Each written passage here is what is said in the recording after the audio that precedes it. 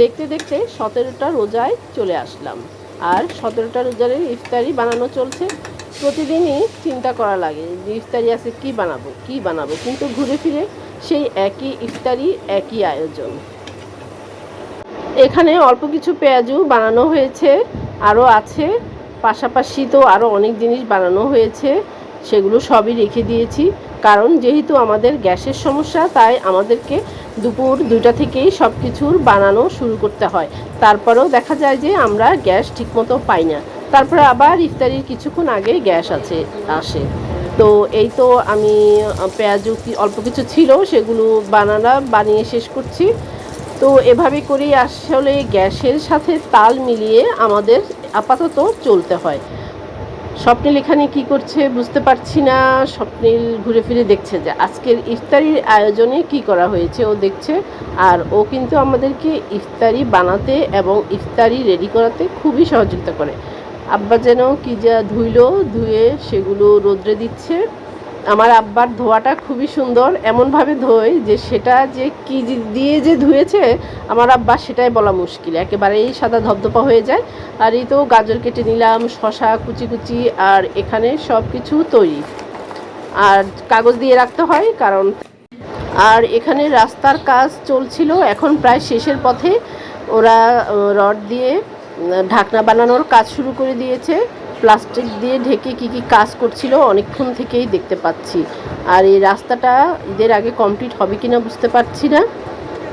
আর আজকে করলা ভাজি করব, আর যেহেতু করলা ভাজি করব সেই জন্য আলু কুচি করে রেখে দিয়েছি।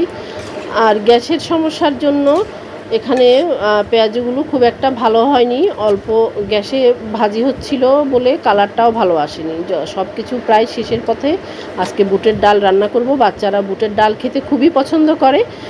আর এই তো করলা কুচি করে রেখে দিয়েছি। আমাদের বাসায় করলাটা আমি, ফারজানার আব্বা ছাড়া কেউই পছন্দ করে না। আর আমার করলা ভাজিটা অনেক ভালো হয়। আর এই তো নাপাই হচ্ছে আমার সর্বসঙ্গী। আমার দুঃখ নাপা ছাড়া আর কেউ বুঝে না। আজও মাথা ব্যথা, প্রচণ্ড মাথা ব্যথা। ভাবছিলাম রোজা রাখতে পারবো কি না, তারপরেও ওয়েট করছিলাম যে দেখি মাথা ব্যথা কতটুকু হয়। তারপরেও দেখা যাচ্ছে যে শাইনি আজকে আমাকে খুবই সহযোগিতা করেছে। ও আমার ঘাড়ের মধ্যে মেসেজ করে দিয়েছে, যার জন্য একটু ভালো লাগছিল। বাতাসে জানালার সামনে বসে আছি।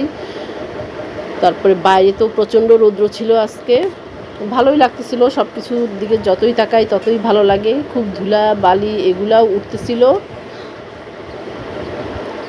আকাশে ধুলাবালি উঠছে, প্রত্যেকটা গাছে গাছে ধুলাবালি জমে আছে। এগুলার দিকেই আসলে যতই চোখ যায় ততই ভালো লাগে। এখানে কিন্তু অনেকগুলো টমেটো গাছ আছে, টমেটো গাছগুলোতে টমেটো ধরেছে, আর আস্তে আস্তে এখন পাকাও শুরু করেছে।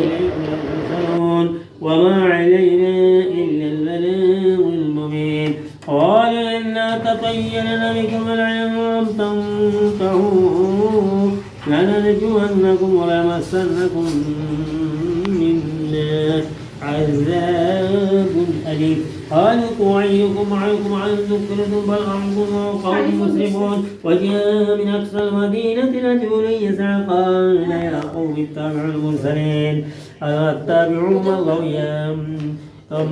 أتبعوا من لا يسألكم أجرا وهم مهتدون وما يعلم